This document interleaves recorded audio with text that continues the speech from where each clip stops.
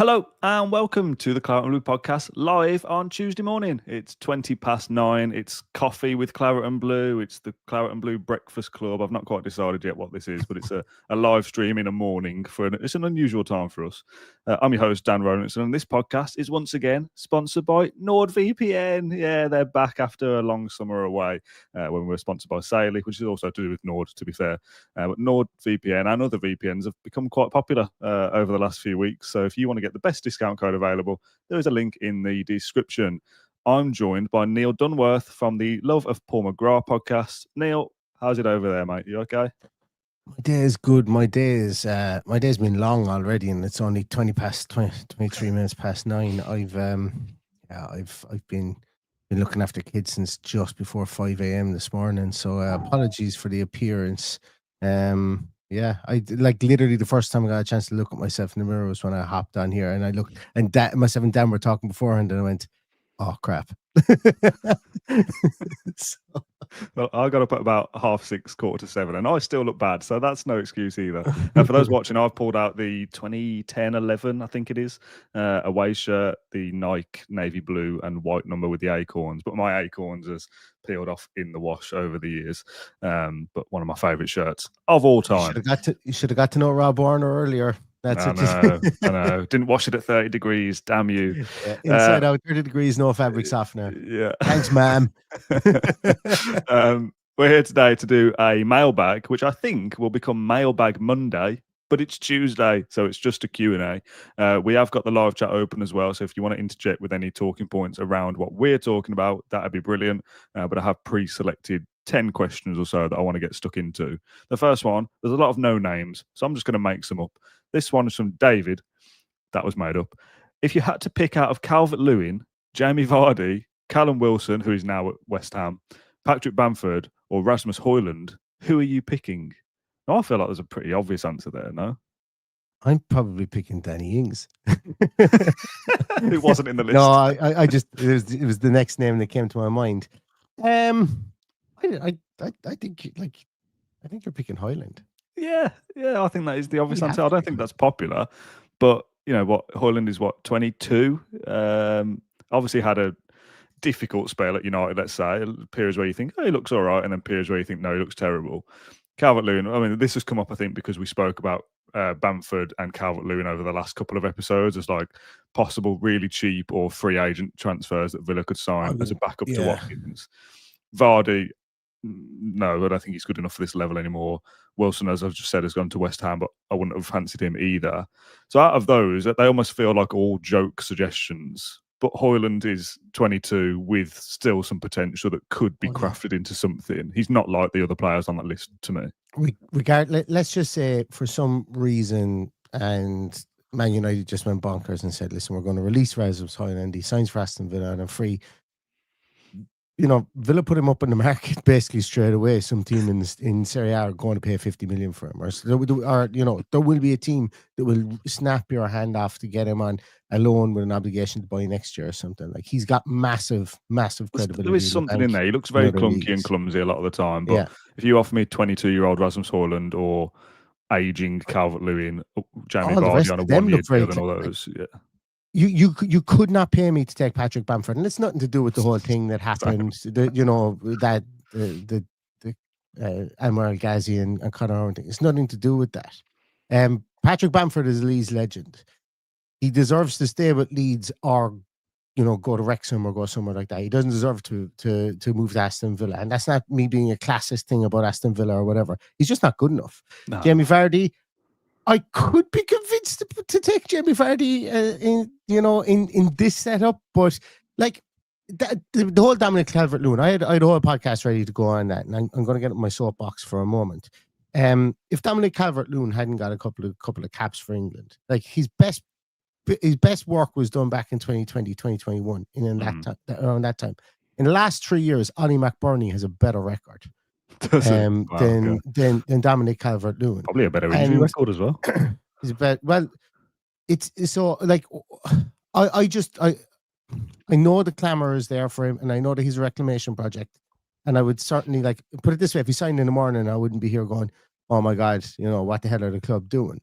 But I think that Dominic Calvert-Lewin, I think there's for his wages and stuff like that, I think you could pick up somebody who could do the job that you would want him to come in to do. Because essentially, like what you see on Twitter, people are going, at least he'll help us defend from corners. No, want him to score 6 or 7 goals over the course of the season. I really don't care about our strikers defending from corners, So yeah, look, it's a fraught market out there at the moment with strikers. You're either taking a punt on somebody that you're not really sure of for maybe 10 million, or you're going to have to spend 50, 60 million on a striker at the moment. Villa are keeping their powder dry. But you do have these free options. But as I suppose realistically, like the pros and cons list for those are very balanced, with regards to, if there's a lot of cons with those with transfer guys that we have there. And maybe we do go the free transfer route, but I would be absolutely astonished if we did. Okay. Paul next up says, I love John's updates and cultural observations from the US. He's giving off some major real Carl Pilkington from An Idiot Abroad vibes, which I really like the reference. More, please. Obviously, John is back from the States now. I think he's back at work today. Back to the grind of writing story after story. We will do some kind of in real life / vlog stuff going forward into the new season. Now, what that looks like specifically, we've not yet worked that out. Will we get John to vlog Premier League games home and away? No. Max Stokes does it already and does it brilliantly, and we would not be able to do it in the same way he does. John gets to the game. I'm at the game now. Can't show the pitch at all for rights reasons. Oh, the game's finished now. I'm going home. Like, we'd literally watch John drive to and from stadiums, and that'd be it.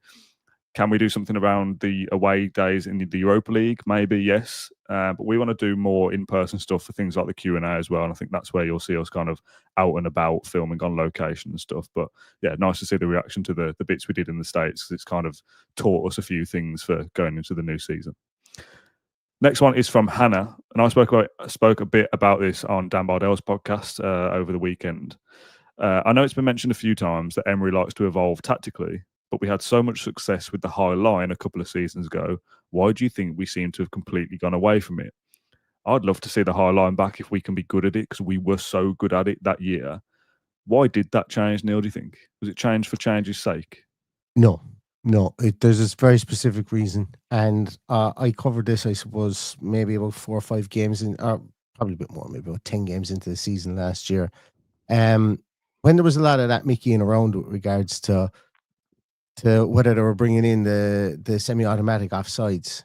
I think that was the biggest reason for this change. So going back even with VAR and drawing the lines and the vector lines is, like, once again, I know I've said this about a million times. In a previous life, I had to do something similar with regards to, land surveys and stuff like that, by finding your vanishing point in your datum, bringing your line forward, trying to get it correct, and basically you're relying on pixels with VAR.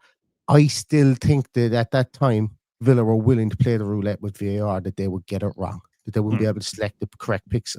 When it was told, when it was said that, at the end of September, we're going to bring in the semi-automated offside rule, I think Villa said, right, we don't have that leeway anymore. We don't have that risk. Exactly. And like, we've all seen it before, like some of the offside decisions, and we were bloody good at it. Don't get me wrong. I'd like to see a hybrid version of it, but we were so high that we were profiting from minuscule discrepancies in VAR that none of us could see. And I would say that from my knowledge of working and stuff like that in vectors previously, I would say that that's an absolute 100% reality that happened. You can never get the correct pixel, and you can never slow the frame rate down to where you want it for exact contact with the ball. With the semi-automated stuff, I think that's going to be less likely to make even those minuscule errors. And remember, we're talking like percentages of millimeters that VAR was able to pick, or that the lines would be picking out if they weren't dropping down at a certain level, whereas that's going to be all tightened up. I think that had a big bearing on it. It was never brought in. It was brought in for the FA Cup. Wasn't ever really brought in the Premier League. And I think that had a bearing on why we changed, because it was our secret weapon. It really was our secret weapon. We were really good at it. I think what I would like to see, if we're not going to play the high line in as basic as we're going to be high up the pitch, I think there's elements of being organised to be a high line that we could take the principles of that, but drop down the pitch 10 yards or however many. I'm rubbish with distances. That picture, and I spoke about this with Dan, of I think it's Kamara, Cash, and Konsa, and they're all like, their body position is almost identical and they're exactly the same across the line. You can have that level of organisation defensively without being high up the pitch. So I would like to see Villa be better at that next season or this season coming up, because we didn't seem to be as well organised or well drilled last season, I don't think. Again, look, once again, there was a 10 game period there, probably a bit more where we were basically flipping a coin to see who was going to play at centre half. I think that has lasting ramifications as well. But yeah, like when we talk about the league, 10 games is a quarter of the year, you know, and our last 10 to 12 game stint, we were much more solid. Whatever about Man United, we were much more solid. We were solid in the Champions League as well. From a goal concession point of view, I think we went the first 3 or 4 games without even conceding a goal. You know, so I think that in a lot of ways, yes, the mistakes we made in defense were highlighted because some of them were glaring. But I think maybe like a lot of people presuming that that's going to come into next season just because we're not playing the high line. I don't think that's a fair presumption to make, because why don't we presume we can go back to being rock solid like we were the year before if we come up with a hybrid high line? So I think there's an awful lot of there is an awful black cloud around Aston Villa because we've not done the business we thought we would do, and I think that's seeping into people's perceptions of the fact, well, none of these players can get any better. But we have seen them get better previously. You know, we saw them have that upturn under Unai Emery, and people are saying, well, that's a fluke. Well, could the downturn for some of the players be a fluke this year and last year? Could there be underlying circumstances with regards to some of that stuff? I'm not saying, like, I'm not that happy clappy about it, but I am optimistic that Unai Emery can take the players and mold them specifically from a defensive point of view. And it's very possible that after 15 games that we are making sloppy mistakes still. And I think then's the right time to say, right, we've lost our spark in defense. Because of and the reason I'm giving them the benefit of the doubt is the last 12 games, or last 10 games or whatever, and the Champions League games that we played outside of Paris Saint-Germain, we were pretty solid in defense. Yeah. There's a couple of questions coming through in the live chat that are linked to things we're going to discuss from the mailbag, so I'm not ignoring you. I will get to those in a second. Different one here from Lee. I've got quite a controversial one for you guys, and I feel a bit treacherous even asking. Ooh, that's interesting. Will either of you watch the Birmingham City documentary that's just come out? We are all Villa through and through, and although they are our rivals, there is a small part of me that is intrigued by them at the moment, because I do see them bridging the gap over the next few years and making it back to the Premier League. What are your feelings on this? And does it make me a traitor for wanting to watch it? I mean, firstly, no, it doesn't. It's TV entertainment. You watch it on an evening with a cup of tea and you either enjoy it or you don't. That's how I'm torn on it, because it's a documentary. I don't really care. But I have been a little bit like, do I want to watch it? I haven't had time yet. I think it only came out last week. Was it Friday? On Amazon. Neil's raised their hands. Have you watched it? Have you watched some of it? I've watched 2 episodes of it. Is it good? Like, take away the fact it's blues and it's like, oh, it's them. Is it good as a TV show? I'm totally parking, and I mean this sincerely. I am parking my blues bias, or the bias against the blues, because I think that the second city will, as an economic destination and as a city itself, will profit from having 2 massive Premier League teams in Birmingham. So I think that there's a huge, and I think the regeneration that both clubs want to do is just a positive for the city. So I'm watching this. So I can park my blues bias. I don't think I can ever park my Tom Brady bias. And I'm going to say this. I have enemies meeting together. Well, I have look. The thing, I just find Tom Brady weird. I find him a weird person. People are not going to agree with me. There's going to be a lot of Patriots fans here. I'm following American football since 2006. About 2010, I was like, geez, Brady's amazing. Incredible quarterback. Incredible. About 2010, I just kind of went, something about this guy. Don't like him. I mentioned a couple of other guys to you previously that I put in that bucket back around then. And I've been proven right on those guys. But the reason I'm bringing this up is, about Brady, the reason I'm bringing this up is, they wanted to be a Welcome to Wrexham piece. Yes, the 2 owners from Welcome to Wrexham came across incredibly well. And now I'm biased towards that because I had a cousin that played at Wrexham and is heavily featured in that documentary, Anthony Ford. Okay. I think that Tom Brady comes off awfully bad in this. Like I've seen the clip about, is there clueless. a Villa in the Premier League? So yeah, they're pretty good, and he's like, oh, F them. But, yeah, right, he comes off as just being incredibly crass. Imagine Nassef and Wes doing that for Blues. Oh, is there a club in the Midlands? Yeah, they're in League One. Well, F them guys. Like, what are we doing? I don't want to. Our owners have never spoken about them, and they do about us. And I've said this a few times. To me, that is. I don't know whether any Blues fans will stumble upon this if they've got 15 minutes into this. Fair play. But to me, that is, they love that kind of stuff. Their fans, the kind of digs at Villa. So when their club representatives are doing it, the owners, the manager, the captain, whoever, it's like, it's pandering to them is the way I see it. Whereas if John McGinn came out in an interview, the one he did with John the other day, and said, oh, well, saw Blues got promoted the other day, hope they go down again, I'll be a bit like, what's John McGinn talking about that? Like, do you know what I mean? Like, I don't care about it from a Villa perspective, whereas Blues fans seem to thrive off that. Like, haha, they hate the Villa as well. It's like, grow up, mate. Yeah, and you're dead right. I think Tom Wagner comes across actually really well in it. I watched it and I went, you know what? Doesn't seem like a bad guy. Seems like a good guy. Trying to do the right thing. Once again, he's awkward when he starts doing the whole shit, the whole excrete on the Villa thing. That not that he said it or anything, but that whole ethos that comes from there. Like you mentioned, he comes across as kind of awkward and clunky when he does that. Brady comes across as being crass and arrogant in it. So it's really interesting because I think a lot of those football club documentaries haven't been very good over the last number of years. I didn't like the Sunderland one. Didn't like it. I thought the Sunderland one was good.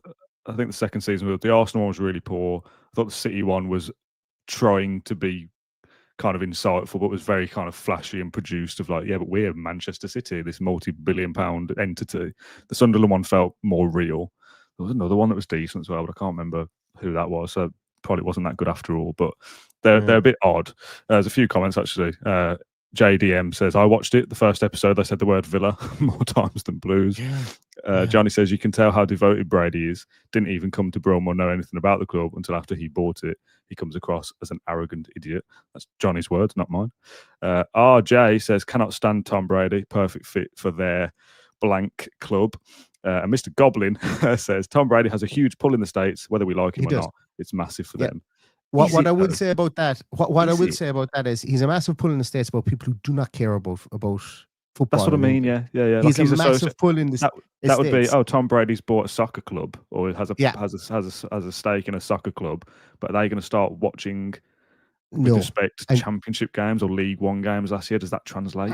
Absolutely not. And like they will only jump in the bandwagon for that. Like it's different for Chelsea because you kind of got to think about where this is going to be marketed in football towns. When we're talking about American gridiron towns and stuff like that. They don't care, winner, right? They're going to go and watch their high school team before they watch any form of British soccer, as they would describe it as. They're not going to. They see it as a girls' game. They do it if they are going to be the hardest people to grow it in. And I know Brady is essentially based in New England and Massachusetts and Boston, that kind of area. So you will have some pull from there. But really what Tom Brady's name is big in is all in we call it the football states, the southern states, and as you go out or out West Coast, it's not going to have that much. It will over time if they're successful. Let's just say they go in and win an FA Cup in the next 2 or 3 years. That's going to be good. If they don't have the success, Tom Brady's name won't mean much. Because you could say the same about Burnley and JJ Watt. JJ Watt is equally as big a name in the States as Tom Brady in certain areas, specifically around football. I just don't think it's going to be it's going to take time still. It's going to take time for the Tom Brady influence. And if they don't have any success, it's not going to matter because they will follow success. Yeah, Mr. Goblin just replied again, said if they get in the Premier League, then they'll be massive in the States because Tom Brady is a superstar. But I don't know if this is just a cultural thing, but I can't think of let's say one of Villa's biggest legends, whoever that is in your opinion, Paul McGrath, let's say. If he goes and buys a basketball team, yeah, are you then so obsessed with Paul McGrath that you go and watch this basketball team every week and buy their shirts? And do you know what I mean? It seems I think you strange. will have people, and that's what I'm saying. We know he's a superstar. He's the best quarterback that's ever played the game. He's the most winningest quarterback that's ever played the game. He proved he was able to decouple himself from Bill Belichick and move on to Tampa Bay and win another Super Bowl. He's also had cheating allegations against him, lots of them. So he has been found in disrepute in the sporting field with regards to stuff like that. So there are equally as people, there are people who revere him for that, for his football, for his American football stuff.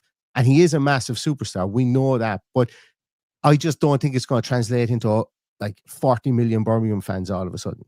I just don't. I just can't see it. I can't see the demographic that he's a legend in. I don't think will translate into British football. They will see it as soft. They'll see it as a women's game. They are the people who see it as that. We send our girls to play that. We send our boys to play gridiron and smash helmets together. And it'll take time. Like it will over time. There will be an increase in their following, but I just don't see the multiple millions of people jumping on the bandwagon because of Tom Brady. There has to be another club or set of clubs that sways the American audience, I think, and that's somebody that is constantly winning league titles and Champions Leagues and trophies. That's not Birmingham City in the Championship. And enough about them anyway. I'm fed up of hearing about. I know we're not specifically talked about them, but that's quite a long answer for that, I guess. Back to Villa. 2 about Emery Buendia from Dave and Jenny. We all believe Emery to be a fantastic coach and manager who gets the best out of players, especially those who have perhaps lost their way. So do we not believe that he couldn't turn around the fortunes of Bailey or Buendia, who have in the past been excellent for Villa? Now, I imagine Bailey being excellent for Villa is more so relevant there for one season. I'm not sure Buendia has ever been excellent for us, in my opinion. And Jenny said, I like Buendia. Do you think he'll be kept for this season now that he's had some minutes in his legs in pre-season and in loan spells? I don't know, and this isn't me trying to kind of make out that I know anything when I don't. I think if an offer comes in for Buendia that Villa deem suitable, they want to shift him on, and they would be happy to let him go and play football elsewhere. However, he's getting minutes in pre-season, and at the moment, if Rodgers is your number 10, Buendia is your backup to him in that position, which to me, that's a concern, because I don't think Buendia is good enough for that at the top 6 level of the Premier League. Maybe in some Europa League games, and maybe some cup games, yeah, but do you keep him around just for that? I'm not so sure. I think ideally Villa would want to move on Bailey and Buendia for a decent amount of cash, bring in a permanent transfer that can play in both of those positions, and maybe a loanee to supplement it as well, and then deal with it next summer more permanently. I'm not sure either of those have a future, and if they're still here come the end of the transfer window, to me that kind of spells that maybe we've not done the business that we actually want to do then, and we're kind of been forced to keep them. I don't think so here's where kind of perception and reality kind of meet together. I'll start off first, I suppose, just with Buendia, with a kind of a question on it is, and I could be wrong on this, a lot of the games are late at night. I've only watched them once, really.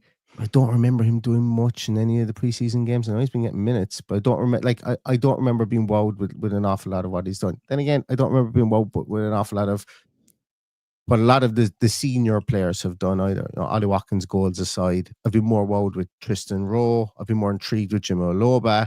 But Tristan Rowe is my real plus point, I think, from this off season. So the reason I say that is that, and I know he's coming back from an injury and he's coming back in. Like, I hate these open secrets whereby it's an open secret that if we get 20 million for him, he's gone. And it's tough for a player to play. It's tough for a player to play in that atmosphere. He will be on the bench. He will be he will be used. Like there's not going to be a bomb squad here under him. No.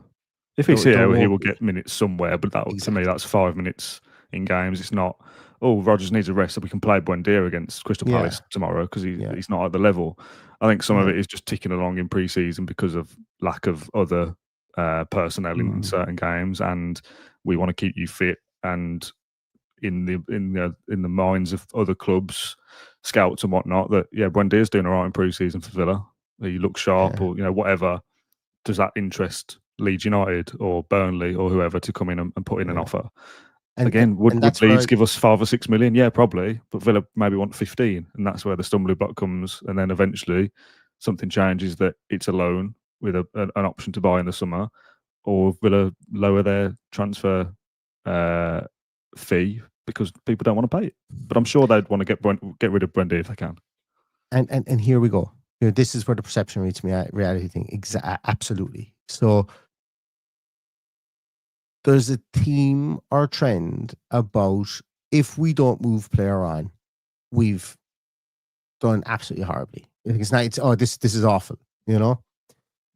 So a lot of people then conflate that, and when you have a conversation with them, they're like, "But SCR, we need to move people on. PSR, we need to get this money in the door. If we don't get the money in the door, we're going to stagnate." So we sell Buendia. Let's just say we've got a 20 million or 25 million valuation on Buendia. This is what Chelsea are doing really well, by the way. This is why I wanted to bring this up. Chelsea have a valuation, they're sticking to it, and they're getting mega money for some of their players, and they're shipping them out there. Kieran in Dewsbury Hall is after going for 25 million. I don't mind him as a player. Over the last 12 months, he's been sold for 63 million euros cumulatively. That's what he's been sold for. Now, Kieran in Dewsbury Hall is a decent player. He's a good player. He's a fine player. I don't think there's anyone in the right mind that's dropping 63 million on him over a 12-month period. So they're sticking to their guns with regards to that. I think the club are very, very much so prepared to keep Buendia and keep Bailey as opposed to sell them and then have to replace them, because this is where the money aspect comes into it again. So let's just say you sell Buendia and you replace him. You're either replacing with somebody who's younger and lesser wages and lesser fee. That's absolutely fine. And I think that's obviously a great argument. That's an argument. That's what we should be doing. But what they will want to do is they will sell Buendia. Like if they did sell Buendia, then you've got someone like Marco Asensio back on the table again. Do we bring him in on a loan? Do we go and we buy him again? And then you're really just kind of like, you're banking the money, yes, but the wages are going to be an issue as well, for stuff like that. So I think the club are kind of a big twixt in between two kind of situations here. I think of those two players, they want to sell both of them. Ideally, they'd love to sell both of them. They'd love to bring in 45 million, 25 for Bailey, 20 for Buendia. So they've got a bit more flexibility. Because if you only sell one of them and you replace them with a younger player on wages and they don't hit the ground running, you've only really got one shot if you only sell one of them. If you sell two, you've got two shots. And I think that's what the club are looking to do. They're looking to maximize their window and maximize the amount of shots of players that they will hit on, because they don't want to bring in a player that they don't hit on. Like Morgan Rogers was fantastic. Like that is the player that we've absolutely hit gold on. That doesn't always happen. No. You bring somebody in a lower wage that's unproven, and you want them to be, you want them all to be Morgan Rogers. Exactly. It does a Philogene. Exactly. Yeah. And that's exactly what it is. I think the club want to maximize their opportunity to hit in that position by selling both of those players and then replacing both of those players. So it's betwixt and between. It really is. And I know we've got a lot of data. We've got a big scouting department, and it's growing and growing. And Monchi has all that stuff under his purview. But that's my theory about it. They want two bites at the apple as opposed to one bite at the apple because of the tight measures that they're working on there. Yeah. There's a few comments about the window, some suggesting that we've gone backwards and all those kind of things because of losing those loanees from the end of the season, which is fair. As of right now, yes, we're Rashford and Asensio down. Disasi, I'm not that concerned about. I think Bogard is his replacement in the very, very short term. Is that suggesting Villa don't want to sign a defender? Yeah, of course they do. But again, the things we've just spoken about maybe permits that. Last year, John spoke about Villa wanting to get Geertruida or a right back of that profile, but to do that, you need to sell Diego Carlos. That move didn't happen, so we couldn't do that business. If Villa want to sign a right winger, but we can't do it until we sell Bailey. If you can't sell Bailey, Villa won't sign that right winger that they want, and that's the kind of cycle that we're in. Andy and Liam both say in the live chat, one of the things I don't think people are talking about this pre-season is that we haven't had any major injuries compared to last year. We don't need massive overhauls, just fine-tuning. And that was my key takeaway from America and the pitches. No injuries. That's the big... I don't care who's in form, who looks sharp, who's had more minutes than the other. To come back and not have anybody out for 4 weeks, 6 months, well, that's a massive win in my opinion. And Andy said, I'm old enough to remember the days where it was deemed a good pre-season if you didn't sell your core players. Again, totally agree. As of right now, if what's left in the window now, just less than a month, if in 3 weeks' time we've lost Martinez, Watkins and Konsa, yeah, disastrous window because you're going to struggle to replace those in that time period. But as of right now, we haven't lost anybody that we didn't want to lose, or Emery doesn't want to lose. If we sell Buendia for 10 and bring in somebody else on loan with that money, and they're better than Buendia, that's a win. It's a short-term solution, but we're fighting in a short-term solution period with the rules and stuff. So I saw something on social media say this window has been a disaster. Not for me, because disastrous window is you've lost a lot of players and you haven't replaced them. Do we want to do business that we haven't done? Yeah, of course. Would I love to sign Mbeumo? Yeah. We don't have the money to do that, and there's only so many times we can kind of skirt around that problem. I think look, we've been and look, my hands up since I started doing my podcast. It's been very transfer focused. I'll talk about players that I know are spuriously linked because I love scouting players myself. Spend quite a lot of money every year on scouting software. I think I made I think I nearly blew Dan Bardell's mind one day when I told him, and then he was like, "You better not tell your missus." And I said, "I certainly do not tell my missus what I spend on that." Knock a zero off it. Yeah, exactly.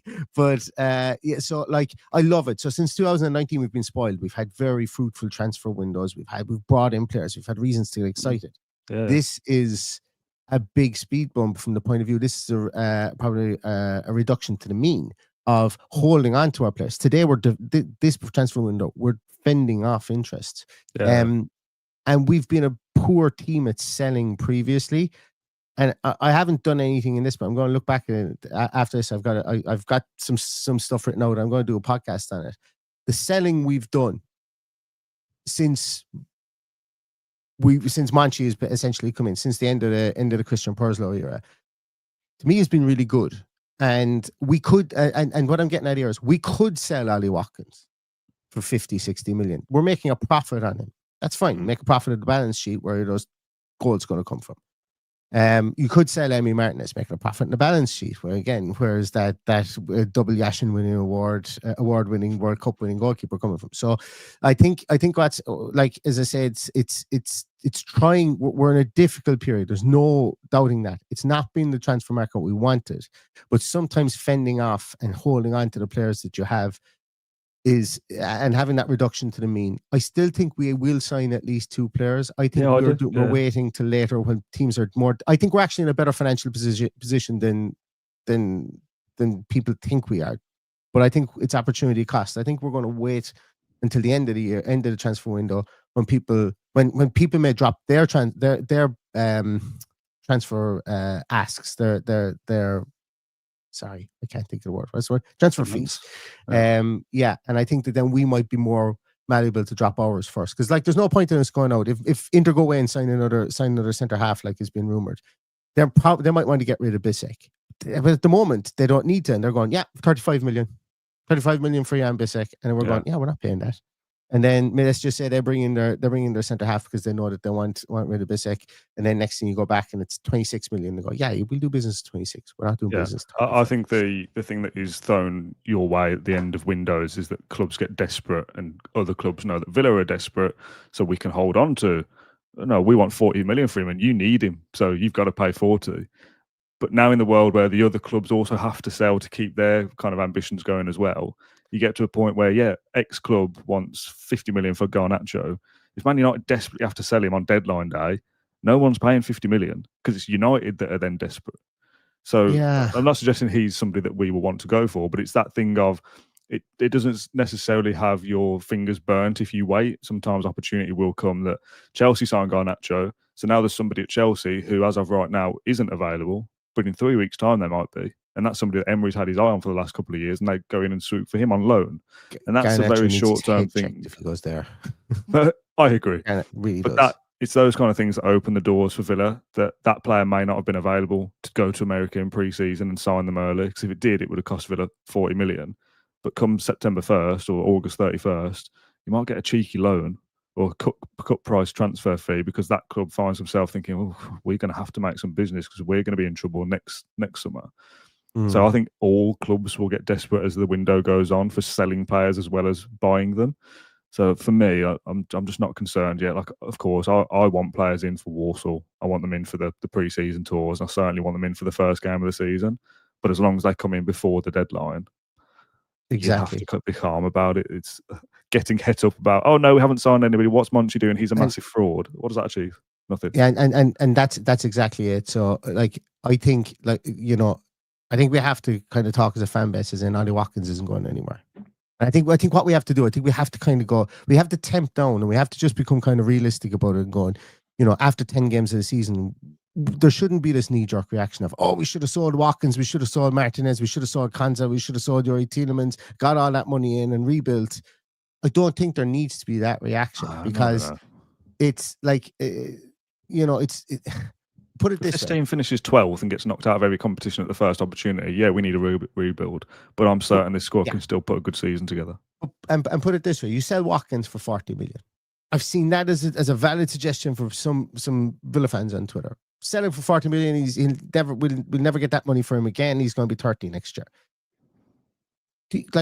The question here is: do you want to keep Watkins at 30 years of age and not sell him for 40 million, or buy Nicholas Jackson for 120 million, which they're quoting some team in Saudi for at the moment? Yeah. Nicholas Jackson, who got sent off, I think it was about 4 times last year. Yeah. Nicholas Jackson, who at times couldn't hit the broadside of a barn like people accuse Ollie Watkins of.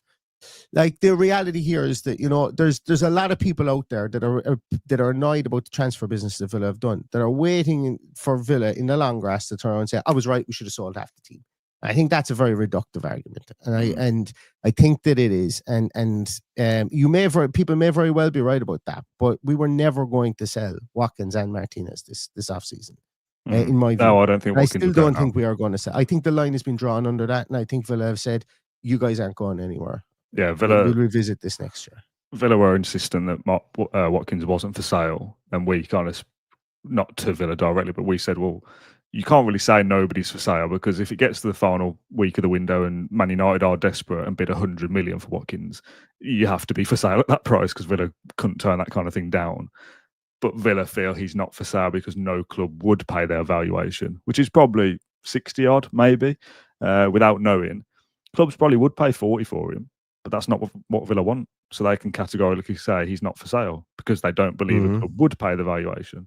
So I'm pretty certain Watkins will be here next year. And I actually think he's going to have a brilliant season for us. I think I've said to Dan's podcast, I'm going to say it on our preview next week, that I've kind of got a feeling he might have one of his best seasons for us, full stop.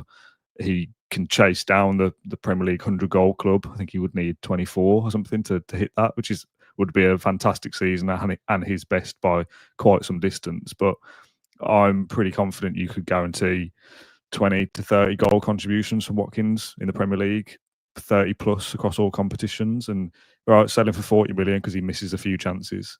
Well, whoever we sign to replace him is going to cost us probably more than 40 million, and we have no guarantee that player is going to be good for us. No guarantee they're going to fit Unai Emery's system. Well, get John Duran back because he's a great talent. Players have to fit what we're doing, and Watkins fits us to a T. So it'd be foolish and unwise to sell him, particularly now. It's not even worth talking about because it isn't going to happen, regardless of how desperate other clubs get, because they won't pay what Villa want, and we'd be in a terrible position to try and replace him. So on transfers, let's move on to another question. This is from Stephen. Without doubt, the aspects of PSR and SCR have made youth players more important as sellable assets rather than future first-team players. Is it now more realistic to expect young players, both academy signings and low-cost transfers, so your Garcia, Oshkan, those kind of 5 to 10 million deals, is it more realistic to expect those to be farmed off for profit rather than looking at the under-21s and below for exciting future talent? It almost feels somewhat disappointing to lose that element, but I guess that is the cost of pushing for success in modern football. Now, again, partly because of the rules and partly because of where Villa are. I think if you went back to Villa 2012 to 15, when we were struggling in that 16th to 12th period under various managers and needed a bit of fire from somebody, then yeah, maybe the under-18s captain that's won the FA Youth Cup gets a few minutes here and there for Villa in the first team. And maybe they break through to be a good seasoned professional.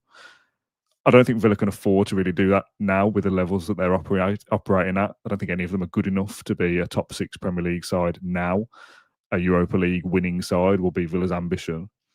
And because of the way the finances work, that if somebody does come through and looks okay, they're probably going to get a loan, then another loan, maybe a third loan, and then they get sold for 6 or 7 million, and that funds the next bit of transfer business that if Kane Kesler-Hayden's 5 million transfer fee plus wages means we can now afford Asensio on loan. It's like, okay, well, that's kind of dealt with this thing that we want to do.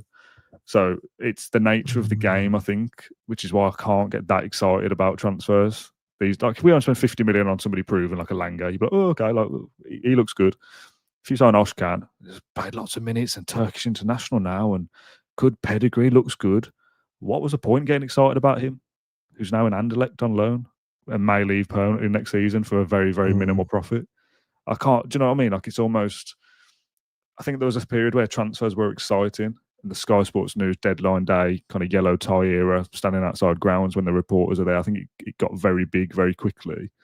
But I think we've kind of gone past that now, that it's squad building and it's almost like, just imagine it was private. We never knew about Özcan. We signed him into the academy, we loaned him out, and we just didn't really hear anything.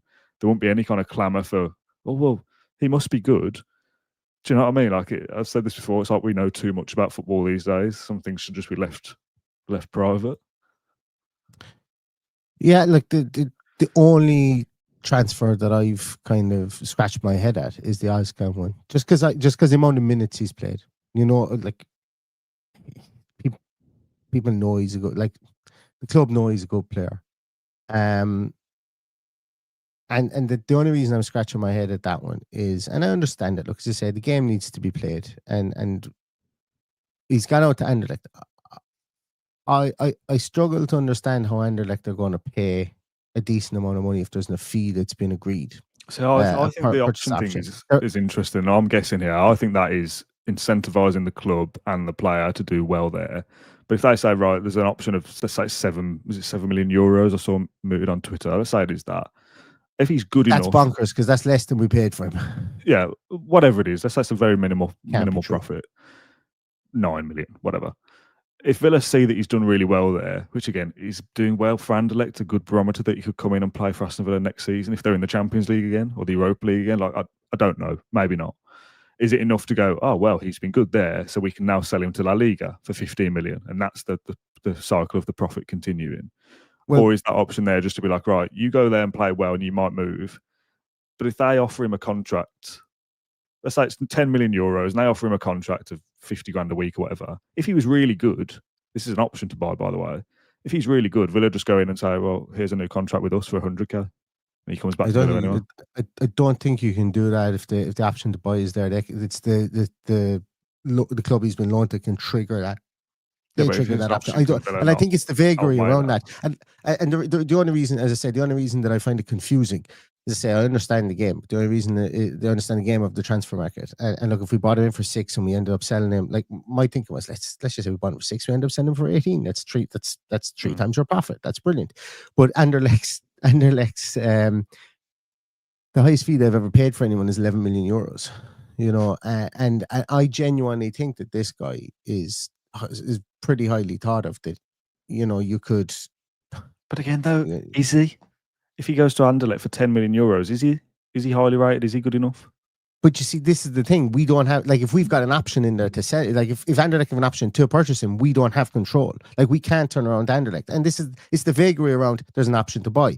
Well, and I know we should know that, but like, we all just think of it, I suppose, and I'm guilty of this, thinking of it as transfer as a football manager thing, and going, well, there's the option to buy. It's just it's like, we don't know what the legalese behind what that option is, what has to be triggered, if there's multipliers in it, if it's he only plays 10 games and you guys want to buy him for 10 million, well, yeah, but if he ends up playing 30 games, you have to pay us 19 million. You know, all these different accelerators are in there, and those incentives and so on. We don't know if that option to buy can be negated by Villa. Like, there's so many different, like, people think that, and I think this as well. I'm guilty of this as well. It was only a conversation I had with an agent during the off season, who works here in Ireland, and he said, you can write anything you want into a contract. Like, transfer stipulations can be as wild as you can think that you want them to be, as long as the other side agree to them. Like, there's no limitations on language within those contracts and stuff, and that's where like and I try and it's the only thing I've been kind of confused with in the whole off I season is think the Ascan. It's just going to Anderlecht is the only thing. I've no problem with him being loaned out. I've no problem with him being loaned out. Let's just say he was loaned out to Rennes or to Nice or to Lille or somebody like that, and they had a purchase option in there. I'd be going, well, we're going to get decent bucks. I just don't see where Anderlecht are going to get the money I think he would be worth. After a good season, and that's the only like semi kind of confusion I have with regards to that Ascan. I'm guessing here, to me, either the destination of his loan is there's a lack of interest from other clubs, or Villa don't deem him as a good enough level to go and play. You could go and play 20 times for a French club, or you could go and play 40 times for Anderlecht. The 40 times is maybe better then. But with the kind of the wiggle room and the jumping through hoops we did for the Philogene buyback deal and all those different things with the youth players for Ramsey with a sell-on clause and all those different things, it'd be very strange for me to just kind of wash your hands of Ascan straight away. There must be something in there of, if you have a good season, Anderlecht have an option, but we also have an option to match that offer or whatever. And it's a loan, so you can just bring them back. I don't know. Like you said, there's so many potential stipulations in a contract for us to kind of, again, get worked up over. Oh, is this the end of him? I don't know. It might be back in January. Who knows? Yeah.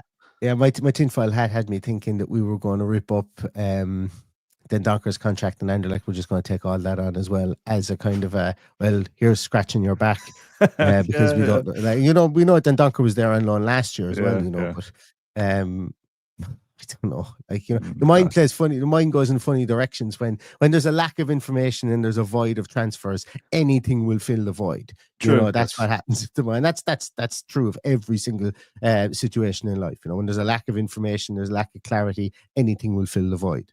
Yeah. So a question here from Dan very quickly in the live chat. We've got two more from the mailbag. Cool. How come all the other teams around us seem to be able to do it though? Is the thing I don't get, as in blood in youth. Man City, Liverpool, Brighton, Spurs all seem to have youngsters getting in and around the first team. Now, discount Man City and Liverpool, different stratosphere.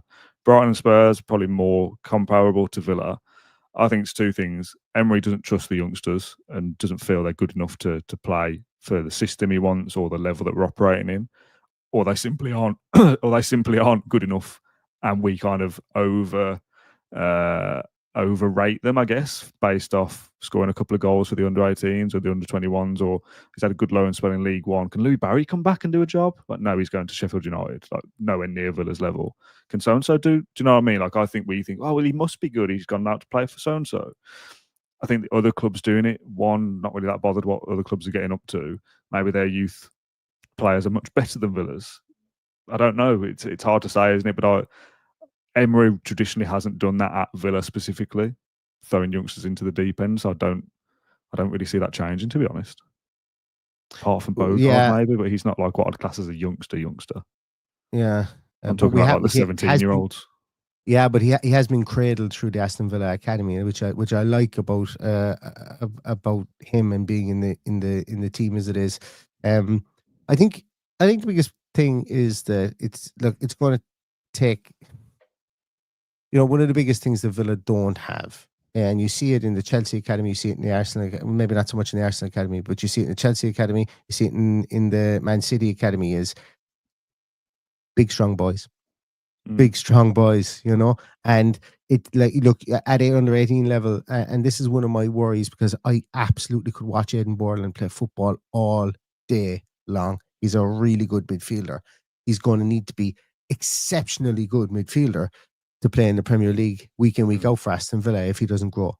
And that's where we are. That's it's not. I'm not right now with Aidan Borland. I think he's brilliant. I want him to play for Aston Villa. I think he's really, really good. I think George Hemmings is really good. So I'm not having a go at Borland or anything here. But I think that's what the levels are. The fact that Man City can get, what's your man's name, Pusey Simpson, they can give him a loan in League One, a loan in the Championship, and then sell him off for 18 million. Reason you can do that is that's what we want to do. That's what we want to do. But the reason they can do that is they send a guy who's 6'1", 6'2", built like a man at 17 years or 18 years of age. They send him off on loan for 3 years. He proves it down the leagues, and then he gets to the Championship. And the Championship teams will pay you 10, 12, 15 million for a player now, and that's where they're doing a lot of they're selling their players. Especially the ones that have gone down, yeah, specifically. But and teams in the lower leagues will look. It's a trope. It really is. But you need to be physically strong. You need to be physically strong. I'm sure it was Perslow that said this, and you might know me if these were public quotes. I seem to remember him saying years ago that the kind of your youth academy or your under 21 team isn't good enough if they're of the age of the team. So if you've got 21-year-olds in your under 21s, they're not good enough. You want 17-year-olds playing for your under 21s because they're ahead of schedule almost.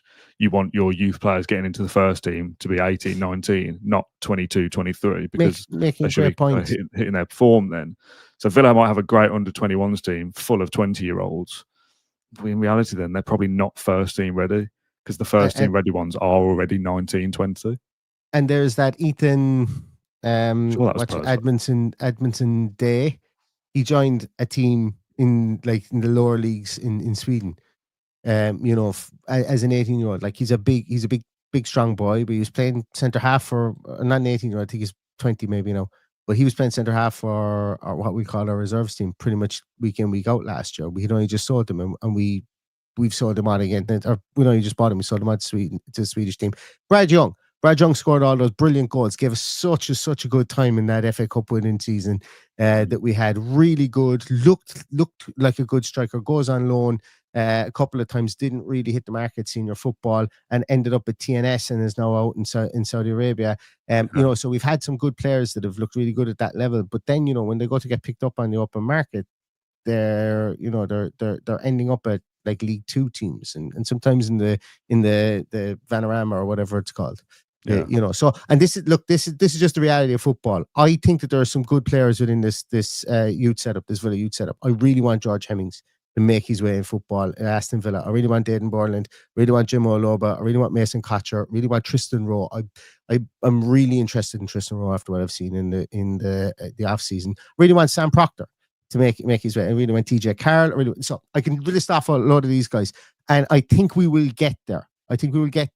But we are a bit behind from an academy point of view. Yeah. We've had Liverpool, Man City, Chelsea are currently, because they were in an not Liverpool, but Chelsea and Man City were in a situation where they could fire millions at the academy not face any repercussions, and now they're reaping the benefits of it 15 years on. Yeah, I think we've got a good academy, but it's still pretty much miles off where it could be and should be for a club that is operating in the top six of the Premier League. What, in the last 20 years have we had Gabby, Grealish and Jacob Ramsey come through and play for the first team? We've had Nathan Baker, Kieran Clark, Kevin Toner. We've had players coming through, but who's become mainstays is a good question. In 20 years. So Jonathan Hogg. Yeah, exactly. So went on to have a decent career. When's the next one after Ramsey? I suppose is the most recent. That's the question. We're 5, 6, 7 years from the last time an academy player came through and did something and became a mainstay in the team. So we're due one probably, but I think there's two routes for an academy prospect of a club that is Villa size. They're brilliant and good enough to get into the first team and maybe become a £60 million pound player one day, or they become a good 5 to 10 million player that a championship club will buy after several League One loans, and those sales will fund Villa's first team transfer business, and it's almost like two separate entities. Yeah, and I don't buy into the whole a manager can't like. I just play them if they're good enough. So I just see a comment. I'm not having a go at Johnny in the comments here, but other teams promote their youngsters. It's and I can't do it, and he never has. We give our youngsters a chance. We don't give our youngsters a chance. We play them a few times, then get rid. But where do we get rid? Where do they go to? Like Arjen Reiki, everybody was saying we should get this guy into the club. He goes to Leicester. He plays a few reserve games, and now he's well down the leagues. What I'm saying here is that we don't have a real Maguma in our... No, they must be good. Give them a chance. They're great. And then when their contracts expire or we choose to sell them, they go to a club that is nowhere near Villa's level, which is why they weren't playing for Villa. So that's not Emery doesn't like them and doesn't like playing youth. They're not good enough. And that and this is not I'm not down on this current under 18s crop. I certainly am not, and I do think there's futures for some. And I would love 11 homegrown players. I would love. What I mean by that is, come through the Villa Academy. I would absolutely adore that. Yeah, amazing. It would drag me closer to this team, but I'm not even from Birmingham. So I think there's a massive entity. Every single team would love a class of 92 that comes from Manchester, like Man United had. They went away and wrote their history, massive footprint since the Busby Babes. That's what that did. We would love that. Can we get there? We absolutely can. But I think that, like, to throw the baby out with bathwater with regards to, we're never going to promote a young player again because Emery can't do it, or because I think the system is built up at the moment where it's more enticing to sell players, and it's a PSR issue in a lot of ways. Exactly that, Didn't Emery give a few Arsenal players their debuts? Was Saka one? And pass. Next question. I'm sure there was Saka and Smith Rowe and somebody else that were like youngsters and were given a chance by Emery at Arsenal. But again, Arsenal's academy, their levels of player coming through are better than the ones that are coming through from Villa. Like, Villa have done well. Even Omari Kellyman was getting a chance. I know we sold him, but we had a gun to our head at the time. Yeah, Villa have done well to kind of rejuvenate their academy over the last probably 7 or 8 years while NSWE have been in charge of the club. But there's only so many times you can pluck a player from West Brom's academy and suddenly expect them to be Premier League ready over the course of a 2 or 3 year period. For me, they are there to fund the first team transfer business, or you might get a gem every so often. But the proof that we've had so few players come through the academy in the last 20 years tells me that I'm not expecting any of the current crop to ever play a first team game for us regularly. Okay. Time will tell. Time will tell, Dan. Time will tell. Let's move on then. We've got a couple more. One is about style of play and one is about the Europa League. Do you want to end on the Europa League stuff? Should we do style of play? Yeah. I'm just looking at the clock as well. Yeah, sorry, mate.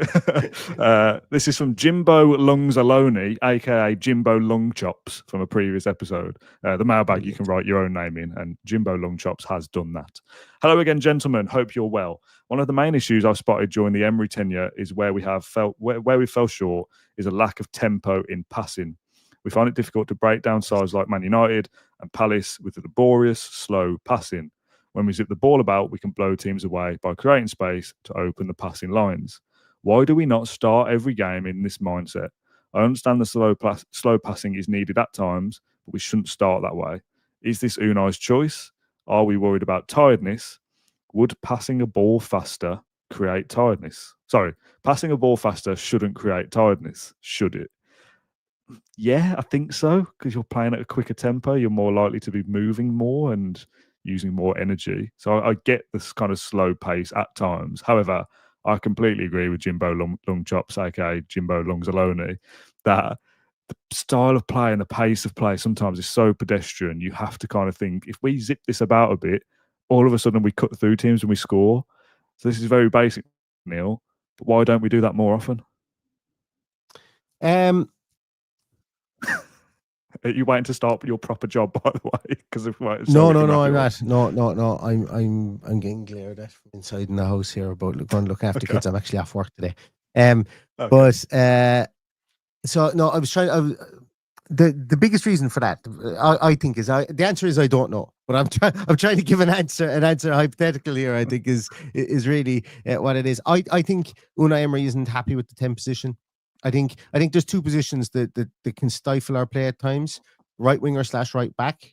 Obviously, I think because you know we talk about predictability and always going from the left hand side. I don't think that's an Emery trait, by the way. Go back and look at his Sevilla teams. He had Dani Alves on the right. You ain't tucking Dani Alves in there on that right hand side. He also had a pretty decent left back then. So I think he needs that right side to be perfect. I don't think it is perfect. I think that's fair enough. And I don't think he's found the perfect 10 that he wants either. And I think that sometimes that stifles you, because if you want to go through the middle, you need a very good 10. And Asensio at times last year was like that. There was obviously other times where he got roughed up and he wasn't able to get into the game. And Buendia, that happens Buendia as well. So I think you bring that's why I think he's tried to play Rodgers out on the right, is because he thinks Rodgers is good enough to overcome the fact that he's playing out on the right. And we obviously all kind of see that his levels do drop slightly when he's out there as well. So I think it's a conglomeration with regards to that if he feels that if he can get the 10 position right, we can pass the ball a small bit quicker. We can be a bit more intricate within our passing. And that's because I've been trying to think about this as well. How can we get this working? And that's the only place I can come down on, is that our right hand side is functional, our left hand side is flair, and the 10 should really be able to drag it all together. If we get the proper 10 in there, when he plays Rodgers in there, he feels we don't have enough on the right. When he played Asensio in there and Rodgers on the right, maybe he felt we had a better balance. I think that's what it all comes down to, just retooling that area there, I think. Okay. The final point then is about the Europa League. Now, this is about John's opinion. Have you heard John's opinion, or do you want me to recap very quickly? Oh, about if we don't win it, it's a failure? Yeah, that's the one. Okay, so this is from No Name, but I'm going to say this is from Martin, who says, I disagree with John's opinion about the Europa League. Would it be a failure if Villa didn't win it? John says yes. Here's why I think he's wrong. If we look at Villa in that way, wouldn't we have won the Conference League? Wouldn't we have beaten Palace in the FA Cup? And wouldn't we have beaten a terrible Man United side on the final day? In those situations, Villa were favourites, yet couldn't get the job done. Do I want us to win it? Obviously, yes. I'm desperate for a trophy. Do I think we can win it? Also, yes. Do I think we will? Probably not. We're competing on multiple fronts, which is a great credit to Unai Emery, the squad, and the club as a whole, as we've had years of throwing competitions away. The club will want to be in Europe again the following season in terms of their league qualification. So to get to a final, win it, and compete in the league is asking an awful lot. We've seen how far the drop-off is with just a few injuries, and that probably plays into the current mindset of, if Watkins gets injured tomorrow, we have nobody. If Konsa gets injured, we have nobody. But maybe that changes come September 1st. To say it would be a failure to not win the Europa League only adds extra pressure. You can have the squad, the manager, the setup, and the desire, but we're lacking something which does not get us over the line. What do you think about that, Neil? I think Aston Villa, who haven't won a trophy since 1996, don't have any right to say that if we don't win a trophy, it's a failure. Obviously, I want to parse it in two situations. The club will be going to win the Europa League, but let's just say you're in a Europa League semi-final, and Emi Martinez rushes out of his goal, takes a player out of it, gets sent off after 10 minutes, and then we're playing against 10 men. The variables are there. There's so many variables. Refereeing in Europe is shocking. It's as bad as it is in the in the Premier League as well. Too many variables. If we were Man City and we were in the Europa League, it would be a massive failure if we didn't win. If we were Liverpool teams that have proven they can go in Europe in a recent, like go the distance in Europe in recent years. It's difficult. It's bloody difficult. That's why only one team can win it. I still hold out hope that we will win the Europa League. I'm not being defeatist about it. I really want us to win it. And I think we will have a good crack off it because we have the manager for it. I think we should. I still think we should have won the Conference League. I still think I think we should have beat Palace as well. I know we were crap on the day, but we should have performed so much better in that opportunity. We should have beaten Manchester United in the last day of the season. Yeah. So I don't think it's a failure. I think it'll be a failure if we don't get semi-final. Yes, yeah, I think that's quarterfinal. Like if we don't progress to meaningful football within the Europa League, because of what Spurs and Man United did with lesser harmony and lesser, I suppose, form. I think that's bad for Villa. And the fan expectation that Man United and Spurs was the final last year, because they were so bad, and we know we're better than both of those, or we were last year. Well, if they can do it, it should be easy for us. Now, I think some of what John said has been taken slightly out of context. I mean, he said what he said, and he stands by it. I'm not kind of making up a narrative for him. Failure is quite a harsh word. Some people suggested that John said something like the season would be a failure if they weren't to win the Europa League. That's like a soundbite. And the reaction was like, well, if we won the Premier League, but we didn't win the Europa League, it's not fair. Obviously not.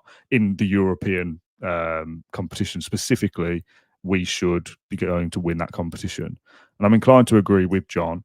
I think the word failure would be more suitable for we get knocked out in the quarterfinal. That's a failure to me. To not get out of the league phase, that's a failure. It's a catastrophic failure.